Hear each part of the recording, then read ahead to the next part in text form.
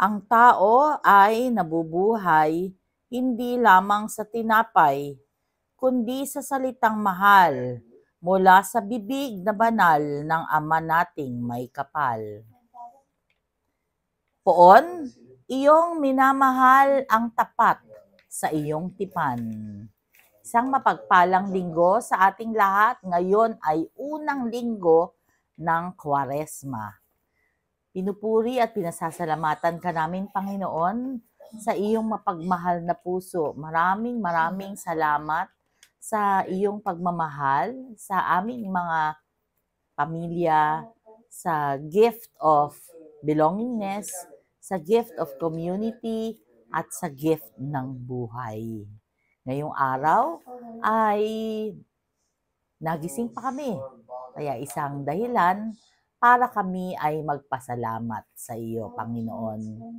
Isa pang pagpapasalamat ay dahil sa natapos na Marriage Encounter Weekend Seminar ng Holy Family Binondo Prayer Group. Nakaani ng 10 mga mag-asawa na maaakay papalapit sa iyo, Panginoon. Sa Ebanghelyo, sinabi mo, ayon sa Ebanghelyo ni San Marcos, allow me to read the portion. Pagkatapos dakpin si Juan, si Jesus ay nagtungo sa Galilea at ipinangaral ang mabuting balita mula sa Diyos.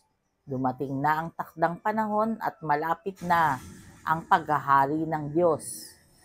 Pagsisihan ninyo't talikdan ang inyong mga kasalanan at maniwala kayo sa mabuting balita. Ito na yung repent and believe in the gospel.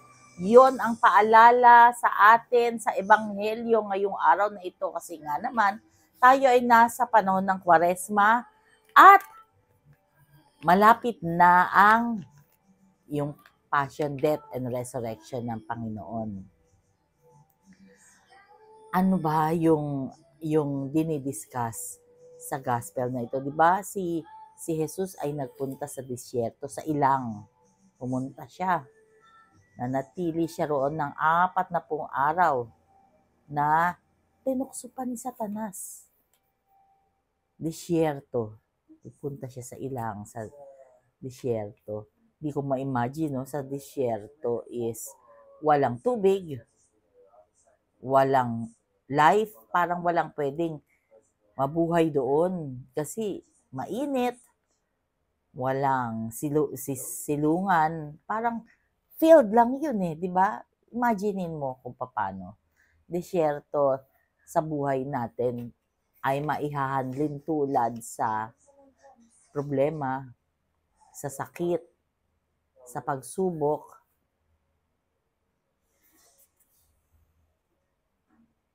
Parang ayaw natin pumunta sa disyerto ng buhay. Parang ayaw nating dumating yon. Pero, ang totoo, dumating man yon kapag tayo'y naniniwala at nananampalataya sa Diyos, lalabas tayong victorious sa hamon ng buhay na yan. Dahil 3 bagay, tatanggapin natin si Kristo, tatakwil natin ang kasalanan, pagsisihan ang kasalanan at yung mga bawal. Huwag gawin. Iwaksi yung mga bawal. Bawal ang pangangalunya, bawal ang pagnanakaw, yung mga hindi tama, hindi tama. Hindi pwede, non-negotiable yun. Hindi porket kilala mo, pwede na. No. And ang hamon is maniwala sa gospel o sa ebanghelyo. Tandaan natin, kapag ginawa natin yung 3, tanggapin natin si Kristo, itakwil natin ang kasalanan, pagsisihan natin yung mga kasalanan at huwag gagawin ng mga bawal, pag bawal, and believe in the gospel, tayo ay magwawagi sa buhay. We will come out to be a better person. Yan ang hamon sa atin sa gospel ngayong araw ng linggo. Manalangin tayo. Panginoon, patawad po sa aming mga kasalanan, ito man ay sinadya o hindi sinadya. We continuously offer to you our prayers for the sick,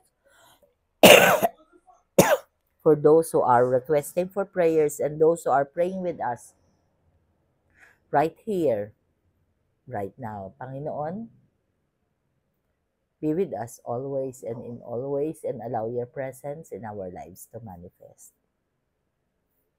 All this we pray in your mighty name through the intercession of our Blessed Mama Mary. Amen. Mapagpalang linggo muli. God bless us all.